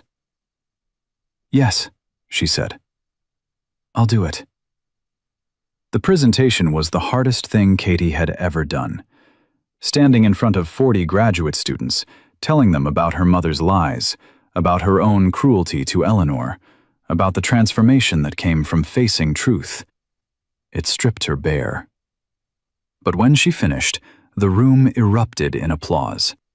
Students came up afterward with their own stories of family pain, of learned bitterness, of finding ways to heal. "You gave me hope," one woman said, tears in her eyes. "My mother is just like yours. I thought I was doomed to repeat her mistakes." "You're not," Katie told her. "We can choose something different." That night, Katie visited Eleanor and told her about the presentation. Eleanor was having a clear day, her eyes sharp and focused. "I'm proud of you, sweetheart," Eleanor said. "Using your pain to help others, that's real strength." "I learned it from you." Eleanor smiled. "No, you learned it from choosing to heal. I just showed you it was possible." She took Katie's hand. "Promise me something? Anything. Promise me you'll keep choosing healing, even when it's hard, even when the old anger tries to come back." Eleanor's grip tightened. "Promise me you won't let your mother's pain have the last word." "I promise." Katie's voice broke. "Eleanor, I love you. I know I don't have the right to say that, but I do. You've been more of a mother to me in these months than—" "Shh." Eleanor touched her face. "You have every right. Love doesn't require rights. It just requires an open heart." 2 days later, Marcus called Katie at 3 a.m. "It's Mom," he said, his voice wrecked. "The doctor says it's time. She's asking for you." Katie drove to Willowbrook in her pajamas, her heart hammering. She found Marcus in Eleanor's room, holding his mother's hand while she struggled to breathe. "Katie," Eleanor whispered when she saw her. "My sweet girl." Katie knelt beside the bed, taking Eleanor's other hand. "I'm here. Tell Marcus. Tell him I'm proud. Tell him he saved me, just like I saved him." "You can tell him yourself, Mom," Marcus said, his voice breaking. But Eleanor's eyes were already closing. "The garden," she murmured. "Plant purple flowers, so everyone remembers. Love grows even in hard soil." Her breathing slowed. Marcus and Katie sat on either side of her, holding her hands and each other's, singing Amazing Grace through their tears. Eleanor took one more gentle breath and was still. Marcus buried his face in his mother's shoulder, sobbing. Katie held his free hand, her own tears falling on Eleanor's blanket. They stayed like that for a long time, two broken people who'd been loved back to wholeness, saying goodbye to the woman who'd shown them the way. At Eleanor's funeral, Katie stood at the podium and looked out at the crowded church. Marcus had asked her to speak, and she'd agreed, even though the thought terrified her. "I only knew Eleanor Sullivan for a few months," she began, her voice shaking. "And for most of that time, she didn't really know me. Alzheimer's had taken her memory. But it couldn't take her essence. It couldn't take her ability to love without conditions, to see potential in broken people, to offer grace when judgment would have been easier." Katie told them about the diner, about her cruelty, about Eleanor's forgiveness. She didn't spare herself, didn't make excuses. The congregation listened in silence. "Eleanor taught me that it's never too late for redemption," Katie continued. "That we can choose who we become, regardless of who we've been.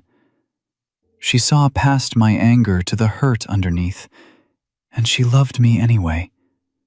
Not because I deserved it, but because that's who she was." Her eyes found Marcus in the front row, tears streaming down his face. "To Eleanor's son Marcus, you honored your mother every single day. You showed me what real love looks like. Patient, selfless, never giving up." Katie's voice broke.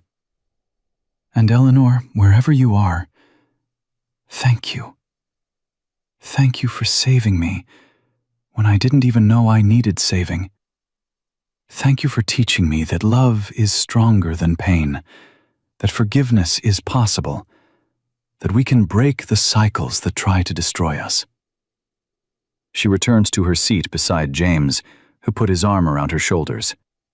Across the aisle, Marcus met her eyes and mouthed 2 words. Thank you. The reception afterward was full of people sharing Eleanor stories, how she'd helped them through divorce, through addiction, through loss. Each story was a testament to a woman who'd made loving, broken people her life's work. Katie stood with Marcus in the church garden, watching people mill around with coffee and memories. She would have loved this, Marcus said. All these people gathering to celebrate love instead of mourn death. She loved people celebrating anything, Katie agreed. Remember how excited she got about my B+ on that psychology exam? Marcus laughed, the sound thick with grief. She framed it, put it on her wall next to my high school diploma. They stood in comfortable silence, 2 people bound by shared loss and shared salvation. What are you going to do now? Katie asked. Keep living the way she taught me. Keep helping people who need it. Keep her garden growing. Marcus looked at her. What about you? Katie thought about her classes, about the college fund being put to use, about James waiting to drive her home, about the path Eleanor had set her on. I'm going to keep my promise to her, Katie said. I'm going to keep choosing healing, and I'm going to help other people do the same. 6 months after Eleanor's funeral, Katie stood in the lobby of Willowbrook Care Center wearing a name badge that read, Katie Ross, Family Support Coordinator. Her first day on the job felt like coming home and stepping into the unknown all at once. Ready? Asked Sarah Martinez, the director who'd hired her. Your first family is waiting in conference room 2. Katie nodded, clutching the folder containing information about the Chen family. Mrs. Chen had just been diagnosed with early-stage Alzheimer's, and her daughter Amy was struggling to cope. When Katie entered the room, she recognized the look on Amy's face immediately. The same desperate fear Katie had seen in Marcus's eyes during Eleanor's worst days. The same helpless rage Katie had carried before Eleanor taught her to transform it. Thank you for meeting with me, Amy said, her voice tight with barely controlled emotion. I don't know what I'm doing. Mom keeps asking the same questions, getting angry when I correct her, and Her voice broke. I keep losing my patience and then hating myself for it. Katie sat down across from her. Tell me about your mom, not the disease. Her. Amy looked surprised. What do you mean? Tell me who she was before Alzheimer's. What made her laugh? What did she love? Amy's expression softened. She loved gardening. Used to spend hours tending her roses. And she made the best dumplings, spent all day making them from scratch for Sunday dinners. Does she still remember those things?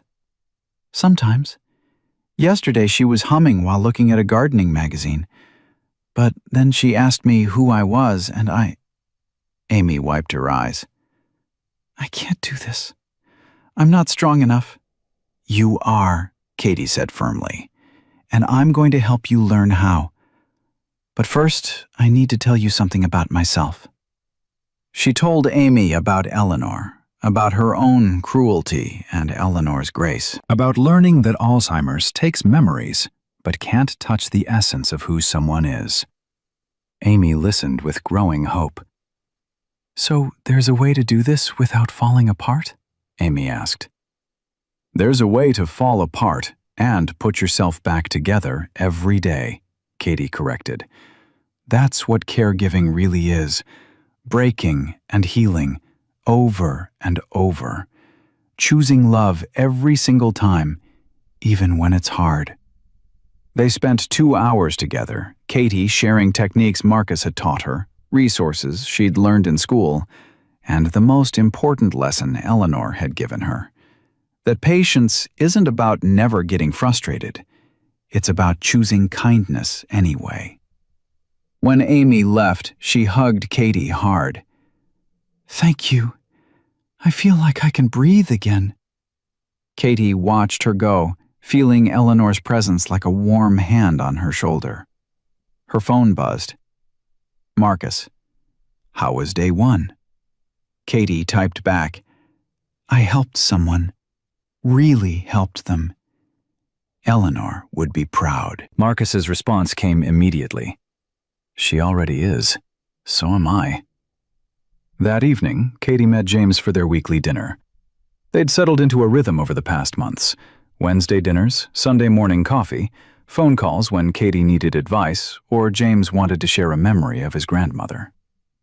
"You're glowing," James observed when Katie sat down. "First day went well?"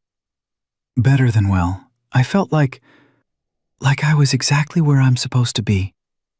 Katie couldn't stop smiling. "Is this how you felt when you started your business?" James had told her about his company, a construction firm that specialized in making homes accessible for elderly and disabled people. Another piece of family legacy Katie was just discovering. "Exactly like that," James said. "Like all the pieces finally clicked into place." He pulled out an envelope. "Speaking of which, I have something for you." Katie opened it to find a check for $50,000. "Dad, no! I can't accept this." "It's not charity.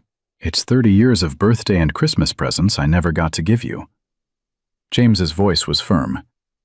"Use it to finish your degree without working yourself to death. Use it to build the life Rachel tried to steal from you." Katie's eyes filled. "You don't have to make up for lost time with money." "I'm not making up for anything. I'm investing in my daughter's future." James reached across the table. "Let me do this, Katie. Let me be your father." The word father still felt new and fragile, but Katie was learning to trust it. "Thank you," she whispered, "for not giving up on finding me." "Thank you for calling when you did." James squeezed her hand. "You saved my life too, you know. I'd spent 30 years wondering, hoping, hurting. Now I get to watch you become the person you were always meant to be." 2 weeks later, Katie was mediating a family meeting at Willowbrook when she heard raised voices from the hallway. She excused herself and found a young woman, maybe 25, screaming at an elderly man in a wheelchair. "I don't care if you can't remember, Dad. You promised you'd sign the papers. The house needs to be sold and you keep forgetting." The old man cowered, confusion and fear on his face. Katie's blood went cold. She was watching herself from 8 months ago, watching the same cruelty she'd shown Eleanor. "Excuse me," Katie said, stepping between them. "I'm Katie Ross, family coordinator. Can I help?" The young woman, her name tag said Melissa, whirled on her. "Stay out of this. This is between me and my father." "Actually, anything that happens in this facility is my business." Katie kept her voice calm. "Your father is clearly distressed. Let's step into my office and talk." "I don't have time for this. I have a job, a life. I can't keep coming here every day to deal with his memory problems." Katie saw the old man's face crumple, and something inside her snapped. Not with anger, but with clarity. "My office. Now." Her tone left no room for argument. Once inside, Melissa dropped into a chair, arms crossed defensively. "Look, I know I lost my temper, but you don't understand how hard this is." "Actually, I understand exactly how hard it is," Katie sat across from her. "I understand the frustration, the exhaustion, the anger at watching someone you love disappear. I understand wanting to scream at them for forgetting, for making your life difficult, for not being who they used to be." Melissa's expression shifted, some of the defensiveness fading. "I also understand," Katie continued, "that cruelty doesn't make it easier. It makes it worse. For them and for you." I wasn't being cruel. I was just trying to get him to focus. You were yelling at a man with dementia for having dementia. That's like yelling at someone with a broken leg for not running. Katie leaned forward. Your father can't help what's happening to him, but you can help how he responds to it. Melissa's face crumpled. I don't know how to do this. Mom handled everything before she died, and now it's just me, and I'm drowning. Katie recognized that desperation. She'd felt it herself, watching her mother's bitterness consume everything, feeling helpless to stop it. Let me help you, Katie said. That's what I'm here for. Over the next hour, Katie walked Melissa through resources, coping strategies, and support groups. She shared her own story, not all of it, but enough to show Melissa she wasn't alone in struggling. You were cruel to someone with Alzheimer's and she forgave you? Melissa asked, disbelief in her voice. She didn't just forgive me. She loved me through it. Showed me how to be better. Katie's throat tightened with emotion. And now I'm trying to pay that forward by helping people like you avoid the mistakes I made. Melissa wiped her eyes. Can I start over with my dad? Is it too late? It's never too late to choose kindness. Katie stood. Come on, let's go apologize to him together. They found Melissa's father in the common room, still looking shaken. When Melissa knelt beside his wheelchair and took his hand, tears streaming down her face, Katie had to look away. I'm sorry, Daddy, Melissa said. I'm so sorry for yelling. You didn't deserve that. The old man's confusion cleared slightly. He touched Melissa's face with a trembling hand. It's okay, sweetheart. I know this is hard for you. Even in his diminished state, he was offering forgiveness, just like Eleanor had. Katie left them alone and went to her office, where she found Marcus waiting in the hallway. I heard you handled a difficult situation, he said. Sarah told me you turned around a family crisis in under an hour. I just saw myself in that woman. The person I was before your mom taught me better. Katie unlocked her office. Come in, I need to show you something. She pulled out a folder containing her thesis proposal for her master's program. Breaking Generational Cycles: How Alzheimer's Caregiving Can Transform Family Trauma. Marcus read the first page, his eyes widening. Katie, this is about us. About Mom. With your permission, I want to tell our story. How your mother's grace saved 2 broken people. How caregiving can heal the caregiver as much as the patient. Katie's hands trembled. I want to honor Eleanor's legacy by helping other families find what we found. Marcus's eyes filled. She would love this. She'd be so proud of you. I couldn't have done any of it without her. Without you. Katie's voice broke. You showed me what real strength looks like, Marcus. You never gave up on your mom, never gave up on me. You're the hero of this story. No, Marcus said firmly. Mom was the hero. We're just the people she saved. They sat in silence for a moment, 2 souls bound by grief and gratitude. I'm starting something, Marcus said suddenly. A foundation in Mom's name. To help families afford Alzheimer's care, fund research, provide support groups. That's perfect. Katie's mind was already racing. I could run the family support program, connect caregivers with resources, facilitate groups, provide counseling. Would you? Hope lit Marcus's face. I was going to ask, but I didn't want to pressure you. Are you kidding? I'd be honored. Katie grabbed his hand. We could help so many people, Marcus. Turn our pain into purpose, just like Eleanor would want.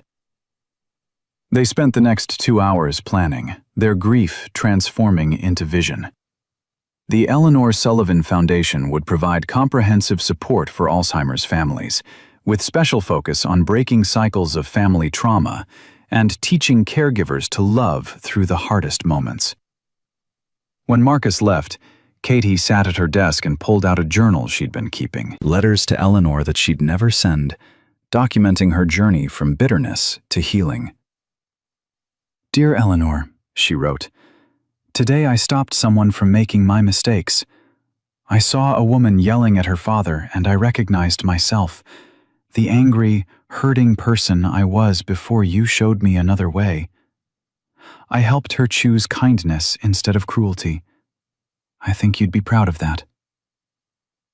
Her phone rang, an unknown number. "Is this Katie Ross?" a woman's voice asked. "Yes, who's this?" "My name is Amanda. I was in your class at Portland Community College when you gave that presentation about your mother and Eleanor Sullivan." The woman's voice shook. "I've been thinking about it for months, about what you said about breaking cycles of pain. I need help. I'm turning into my mother, and I don't know how to stop." Katie grabbed her appointment book. "Can you come in tomorrow? I'd like to help you." They set a time, and when Katie hung up, she felt Eleanor's presence again, the ripple effect of one woman's grace, spreading outward through time and space, touching lives Eleanor would never know about. That weekend, Katie and James visited Eleanor's grave together. Marcus had planted purple flowers everywhere, turning the plot into a small garden that attracted butterflies and hummingbirds.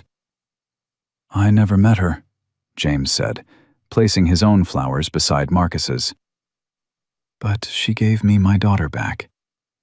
That's a debt I can never repay." Katie knelt beside the headstone, running her fingers over Eleanor's name. "She'd say there's no debt, that love doesn't work like that." "She sounds like she was an extraordinary woman." "She was ordinary," Katie corrected. "That's what made her extraordinary. She was just a regular person who chose kindness over judgment, love over fear, grace over grudges. Anyone could do what she did. Most people just don't." James helped her stand. "You're doing it. Every day at Willowbrook, every family you help, every cycle you break, you're being Eleanor for someone else." They walked back to the parking lot in comfortable silence. Katie's phone buzzed with a text from Amy Chen. "Mom smiled today when I brought her roses. Thank you for teaching me to focus on what remains instead of what's lost." Katie showed James the message. "This is why I do it. These moments when families find their way back to each other." "Your mother would be proud too, you know," James said quietly. "Despite everything, despite the lies and the pain, if she could see who you've become, I think she'd be proud." Katie considered that. For months, she'd carried only anger toward Rachel. But lately, something had shifted. She was beginning to feel something more complex. Pity, understanding, maybe even a fragile forgiveness. "I think Mom was sick in a way nobody understood," Katie said. "Mental illness, trauma, something that made her incapable of accepting love. If she'd gotten help, if she'd had someone like Eleanor, maybe things would have been different." "But they weren't," James said gently. "And you can't fix the past. You can only build a better future." "That's what I'm trying to do." Katie looked back at Eleanor's grave. "For Mom, for me, for everyone else still stuck in cycles of pain."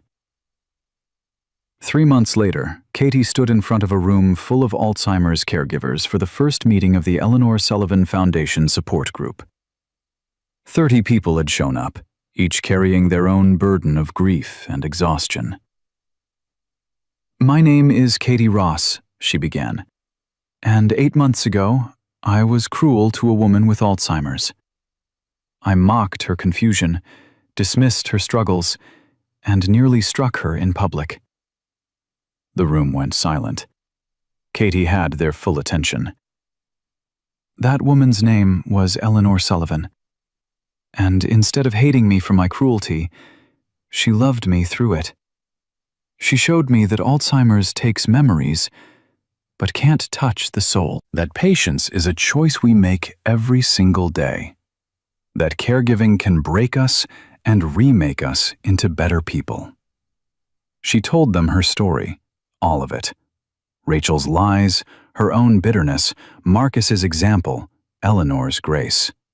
She didn't spare herself, didn't make excuses. She showed them her scars so they'd know healing was possible. You're going to have bad days, Katie continued. Days when you lose your patience, say things you regret, wish you could run away from this responsibility. That's normal. That's human. But here's what Eleanor taught me. Those bad moments don't define you.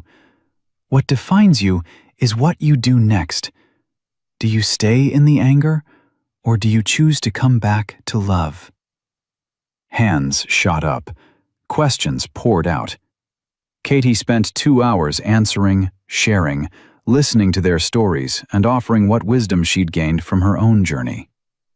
After the meeting, a middle-aged man approached her. My wife was diagnosed 6 months ago. I've been so angry. At her, at God, at the whole situation. But listening to you, I realized I'm not angry at her. I'm grieving. I'm losing her slowly, and I don't know how to say goodbye. Katie's eyes filled. You don't have to say goodbye yet. She's still here. Different, but here. Focus on who she is now, not who she was. How do I do that? Find the moments of connection. The smiles, the clarity, the times when you see the woman you love shining through the disease. Katie thought of Eleanor, humming hymns and patting her hand. Those moments are precious. Hold on to them. The man's face crumpled, and Katie pulled him into a hug. This stranger whose pain she understood completely. Marcus found her afterward, pride written all over his face. Mom would have loved this. People coming together, supporting each other, choosing love. 30 people showed up, Marcus. 30 families who need help. And they found it. Because of you. Marcus handed her an envelope. The foundation board met yesterday. We want you to be our full-time director of family services. Good salary, benefits, the whole thing. You'd run the support groups, train caregivers, develop programs. Katie stared at the offer letter, her hands shaking. It was more money than she'd ever imagined making, doing work she'd discovered she was born to do. What about school? You'd finish your master's part-time. The foundation would pay for it. Marcus smiled. Katie, you're already doing the work. Let us pay you properly for it. She thought about the diner, about slinging coffee and taking abuse from impatient customers, about how far she'd come from that angry woman who'd nearly struck an elderly lady. I accept, Katie said. On one condition. We name the caregiver training program after your mom. The Eleanor Sullivan Grace Initiative. Marcus pulled her into a fierce hug. Perfect. She'd love that. That night, Katie sat in her apartment. She'd moved out of Rachel's old place into somewhere bright and new, and pulled out her journal. Dear Eleanor, she wrote, I accepted a job today that wouldn't exist without you. I'm going to spend my life helping families find what you gave me. Grace in the hardest moments, love that survives loss, hope that healing is possible. You saved me from becoming my mother. Now, I'm saving others from becoming theirs. Thank you for seeing past my anger to the hurt underneath. Thank you for never giving up on me.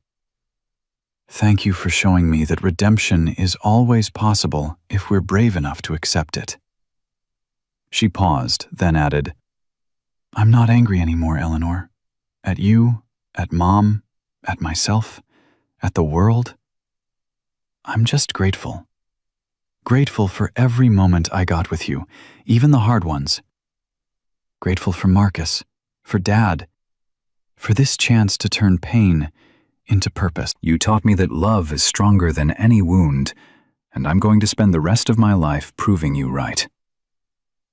6 months later, Katie stood at a podium in front of 300 people at the Alzheimer's Association's annual conference. She'd been asked to give the keynote speech about innovative approaches to family support. James sat in the front row beside Marcus, both of them beaming with pride. In the audience, Katie spotted Amy Chen, Melissa and her father, and dozens of families she'd worked with through the foundation.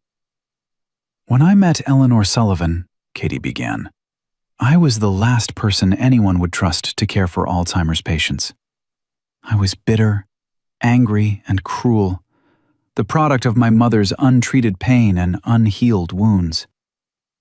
I saw Eleanor's confusion and I mocked it. I saw her vulnerability and I exploited it. I saw an elderly woman struggling and I made it worse." The audience shifted uncomfortably. Taking had learned that making people uncomfortable was sometimes necessary for real change. "Eleanor should have hated me, should have pressed charges, gotten me fired, told her son to keep me away forever. Instead, she loved me, even as Alzheimer's stole her memories, even as she forgot my name and my face. She never forgot how to offer grace to someone who didn't deserve it." Katie's voice strengthened. "That grace changed everything. It broke the cycle of bitterness my mother had passed down to me. It showed me that I could choose who to become, regardless of who I'd been. It taught me that the best response to pain isn't more pain. It's love." She told them about the foundation, about the hundreds of families they had helped in just 6 months, about caregivers learning to see past the disease to the person, about adult children reconciling with parents they'd been ready to abandon, about the ripple effect of choosing kindness. "Eleanor Sullivan died 9 months ago," Katie concluded, her voice thick with emotion. "But her legacy lives on in every family we help, every caregiver we train, every cycle of pain we help break. She proved that one person's grace can change the world, not through grand gestures, but through small acts of love repeated day after day after day." Katie looked at Marcus, at James, at all the faces in the crowd. "If you take one thing from my story, let it be this. It's never too late to choose healing. It's never too late to break the cycles that bind you. It's never too late to become the person you were meant to be. Eleanor taught me that, and now I'm teaching it to everyone who listen. Because that's what grace does. It multiplies, it spreads, it transforms everyone it touches." The standing ovation lasted 5 minutes. Afterward, dozens of people approached Katie with their own stories of family pain and the desperate hope for healing. She listened to each one, offered contact information for the foundation, and silently thanked Eleanor for starting the chain reaction that led to this moment. That evening, Katie, Marcus, and James stood in Eleanor's garden behind her old house.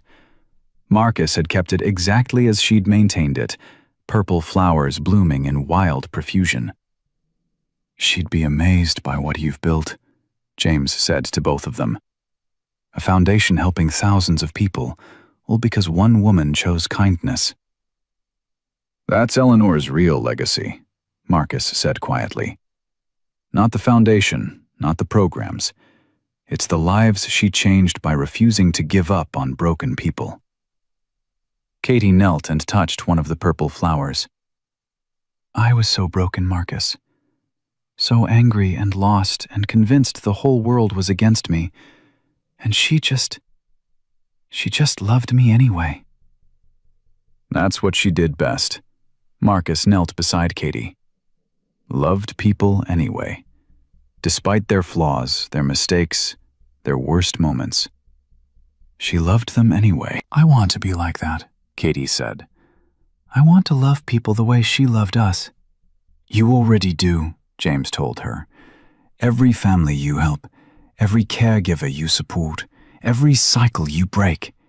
That's Eleanor's love working through you. They stood there as the sun set, 3 people bound together by one woman's transformative grace. Katie thought about Rachel, about the mother who'd passed down bitterness instead of love, about Eleanor, who'd interrupted that inheritance and given Katie something better to pass on. She thought about the hundreds of families the foundation would help, about the cycles of pain they'd break together, about the ripple effect of choosing grace over grudges. And she made a promise to Eleanor's memory, to Marcus's faith, to James's hope, and to herself. She would spend the rest of her life multiplying the love she'd received, helping others discover that redemption wasn't just possible.